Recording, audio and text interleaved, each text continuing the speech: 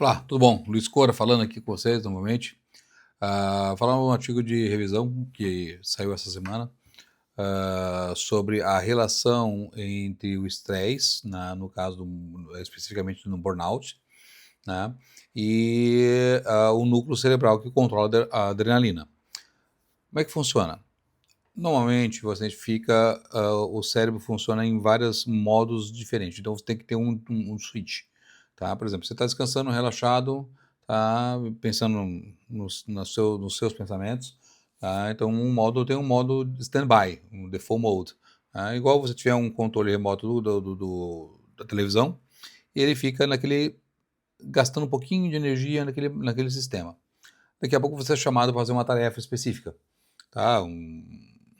Vamos lá, fazer qualquer coisa no teu trabalho ou em casa, tá? Então você acelera, tem que sair desse ritmo para um ritmo de atenção, certo? E quem faz esse switch, quem faz essa troca, tá? É o locus coeruleus, um núcleo relacionado ao estresse, tá? Então quando você tem uma demanda normal, né, o cérebro está normal, está com funcionalidade normal, você tem uma curva em um invertido, tá? Em vez de ele vai fazer uma curva assim, onde você tem um nível de estresse zero, tá? Tá dormindo, o cara tá em repouso total, e você vai ser um chamado no dia a dia para as atividades cognitivas, trabalho, enfim, qualquer coisa que seja, tá? E vai chegar num ponto ótimo. A partir desse ponto ótimo, a pessoa começa a perder a eficiência e começa a ter distração, começa a ter dor, começa a ter várias disfunções relacionadas a esse núcleo que não está funcionando. Tá? Então você tem uma adrenalina que ela sobe devagarzinho, numa situação normal, tem um pico e volta para a situação normal. Muitas pessoas que têm esse núcleo cerebral disfuncionado, que é bastante comum, a pessoa não consegue retirar o pé do acelerador. Então a pessoa entra em burnout, não consegue mais racionalizar, não consegue virar, a fazer a mudança de um padrão para outro, uma atividade X mistura com a atividade Y, que mistura com a atividade J, enfim, fica na bagunça. E mesmo que você tenha umas férias prolongadas, 2 semanas, um mês de férias ali, isso não alivia a tensão desse núcleo cerebral, que é o locus coeruleus, é o núcleo noradrenérgico. Então, ele é um núcleo extremamente pequenininho, então, dependendo do autor que você vai ler, é de 20 a 30 mil neurônios, e ele comanda várias funções importantes, principalmente a função de alerta, do sistema. Tá? Então, quando você tem essa função de alerta muito ativada, você acaba perdendo o foco. Tá? E a pessoa fica com névoa mental, fadiga, muita fadiga mental, porque ele não está conseguindo tirar o pé do acelerador. Então, uma das estratégias que ele comenta no artigo é sobre a estimulação do nervo vago. A estimulação do nervo vago é como se você estivesse tirando o pé do acelerador. Tem trabalhos com ressonância nuclear magnética funcional mostrando que isso realmente acontece. E a gente consegue ver isso através de tratamento com pupilometria, lá no consultório. A gente verifica que a pupila está funcional ou não. A pupila ela responde à adrenalina. Então, quando você tem um aumento de adrenalina, a pupila aumenta. Quando você tem uma diminuição da adrenalina, a adrenalina diminui, a pupila diminui. Isso você consegue ver em tempo real no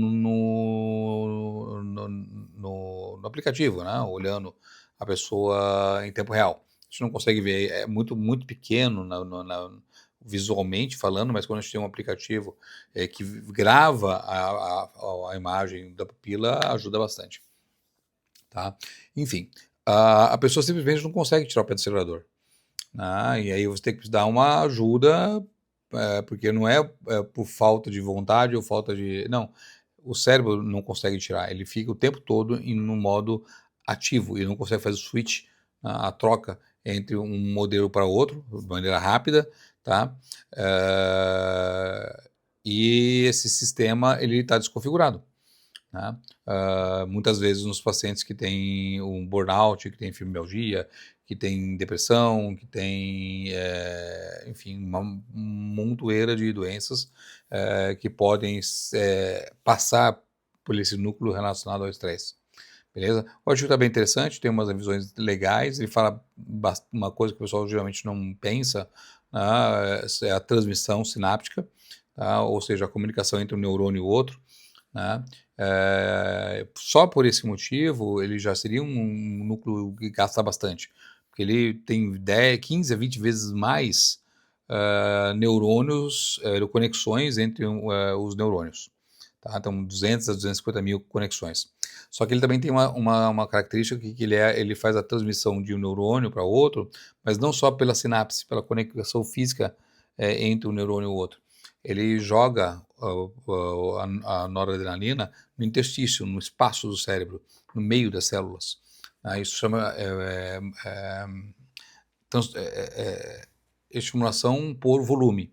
Tá? Então, existe a estimulação por sinapse, existe a estimulação por volume. E ele é responsável por esse volume. É como se você estivesse irrigando o jardim inteiro, dando aquele tônus de umidade para o jardim que você quer. Agora, se você ficar com essa água irrigando o tempo todo, você vai aí matar regiões do seu jardim. Isso acontece com o nosso cérebro. Então, esse núcleo ele joga a noradrenalina para todo o cérebro, tá? Mas se for demais, vai acabar gerando disfunções cerebrais importantes, tá? Incluindo a fibromialgia, incluindo burnout, entre outras patologias. Interessante, aproveitem, estudem esse artigo, né? É uma revisão interessante e que ajuda a gente a construir uma visão melhor de quão estressante pode ser, né, para a pessoa, e para o profissional é um desafio enorme, que envolve vários aspectos. Beleza? Divirtam-se, bons estudos. Bem-vindos a mais uma análise aprofundada. Hoje, vamos explorar de perto um dos mistérios mais frustrantes e fascinantes da biologia humana moderna. É bem provável que a gente já tenha visto ou vivenciado isso, aquela exaustão profunda causada pelo estresse severo que, incrivelmente, resiste a algo tão simples quanto o descanso. Para quem sofre de burnout, a sensação de fadiga parece um muro de concreto, impossível de atravessar, mesmo após meses de repouso absoluto. Bom, vamos mergulhar fundo nisso agora mesmo e desvendar o que realmente está rolando lá dentro do cérebro. A nossa rota de hoje é bem direta. Vamos passar pelo mistério do burnout, entender esse problema de regulação, visitar o centro global do cérebro, explorar as dinâmicas tônica e fásica, falar sobre a rigidez neuromodulatória e, para fechar, os caminhos não lineares para a recuperação. Vamos lá? Parte 1. O mistério do burnout. Por que, afinal de contas, o repouso falha miseravelmente? Para destrinchar tudo isso com a devida propriedade, a gente vai se basear num estudo científico super sólido do pesquisador Mats Eriksson, publicado na prestigiosa Neuroscience and Biobehavioral Reviews. Essa pesquisa é um referencial de ponta para entendermos o que de fato acontece na parte física e estrutural, bem além daquela exaustão emocional clássica que a gente tanto ouve falar. Isso nos joga direto para aquela pergunta de $1 milhão. Por que tirar longas férias simplesmente não cura um burnout severo? A lógica comum diria que, bom, se a gente remover o estresse, o cérebro deveria reiniciar, voltar ao normal e a energia mental deveria ser restaurada, certo? Só que não. A realidade clínica mostra exatamente o oposto. O ambiente muda, mas o cansaço pesado continua lá, firme e forte. Parte 2. Um problema de regulação. Aqui entra uma verdadeira virada de chave, uma mudança de paradigma. O grande detalhe, a grande sacada, está em como a gente enxerga o problema do estresse. Existe um mito já bem ultrapassado de que o estresse esvazia o nosso tanque de energia como se faltasse combustível ou como se causasse um dano físico irreversível nas peças do cérebro. Mas a realidade clínica aponta para outro caminho, uma disfunção regulatória. É um desequilíbrio dinâmico. Então, em vez de pensar no cérebro como uma máquina que teve suas peças quebradas, a gente precisa pensar nele como um software que deu um baita bug que travou num modo de operação totalmente inadequado. E as evidências clínicas estão aí para provar exatamente isso.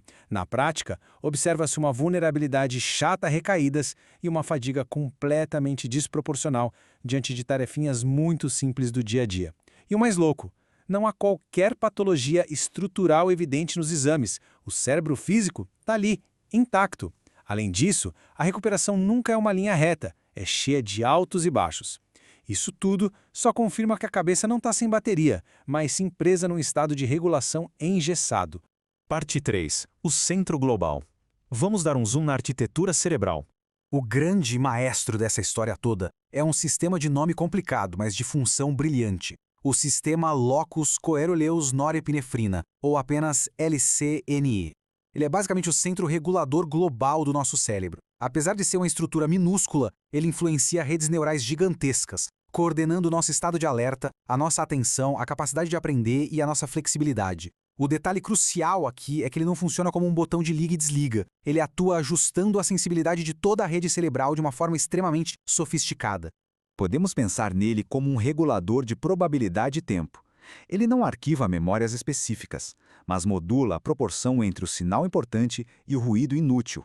É esse sistema que decide se o cérebro vai prestar atenção num sinal claro que acabou de chegar ou se vai deixar a mente se perder completamente naquele barulho de fundo. Parte 4. Dinâmicas tônica e fásica. As duas marchas operacionais do nosso cérebro. Entender a diferença entre esses dois modos é simplesmente fascinante. Fica muito fácil se a gente usar a analogia de um rádio antigo. A atividade tônica é como aquele chiado de fundo constante, sabe? É o nível de alerta básico que fica ali o tempo todo. Já a atividade fásica são aqueles picos curtos ligados a algo específico. É a música tocando clara e nítida no rádio. Essa atividade fásica melhora a relação entre o sinal e o ruído para que exista um foco total no que realmente importa naquele momento. Para termos um desempenho cognitivo de alto nível, a gente precisa de um equilíbrio finíssimo entre essas duas coisas. Se formos para os extremos da atividade tônica, seja aquele chiado de fundo muito baixo ou ensurdecedor de tão alto, o nosso cérebro simplesmente não funciona direito. A música clara some no meio da estática. Existe uma faixa tônica ideal ali no meio, muitas vezes ilustrada como uma curva em U invertido, onde um fundo tranquilo e sob controle permite que as respostas fásicas sejam precisas e afiadas. Tem que ter estabilidade no fundo para conseguir reagir bem na frente. Parte 5. Rigidez neuromodulatória. O que rola quando o sistema finalmente trava de vez. A cascata do burnout segue um roteirinho cronológico exato. Passo 1. Ocorre uma exposição prolongada ao estresse. Passo 2. O disparo tônico de fundo vai lá nas alturas. O tal do chiado do rádio fica altíssimo. Passo 3. Com todo esse barulho absurdo, a capacidade de dar respostas fásicas, claras e afiadas é simplesmente esmagada. E o quarto e último passo, perde-se totalmente o controle adaptativo. O sistema neural fica preso, literalmente engessado, num estado de muito ruído e quase nenhum sinal útil. E o resultado de todo esse processo gera um paradoxo super cruel. O cérebro fica hiperreativo, respondendo a tudo, mas ao mesmo tempo totalmente ineficiente na prática. É a tradução perfeita daquela sensação agoniante do burnout. Existe uma tensão interna gigante, um estado de alerta contínuo, mas acompanhado de uma total incapacidade de focar com clareza. É literalmente como pisar fundo no acelerador de um carro, mas com o freio de mão completamente puxado.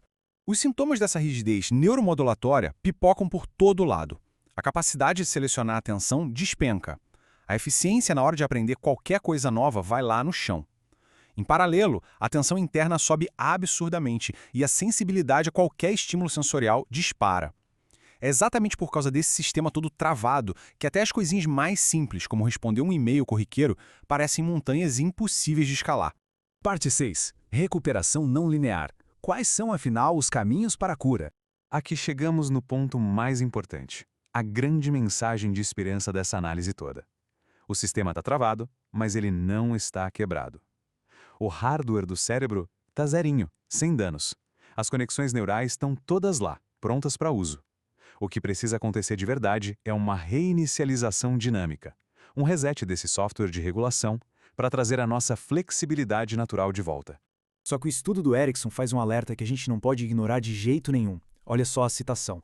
Reduções simples na carga de estresse externo podem ser insuficientes para restaurar a função ideal do sistema.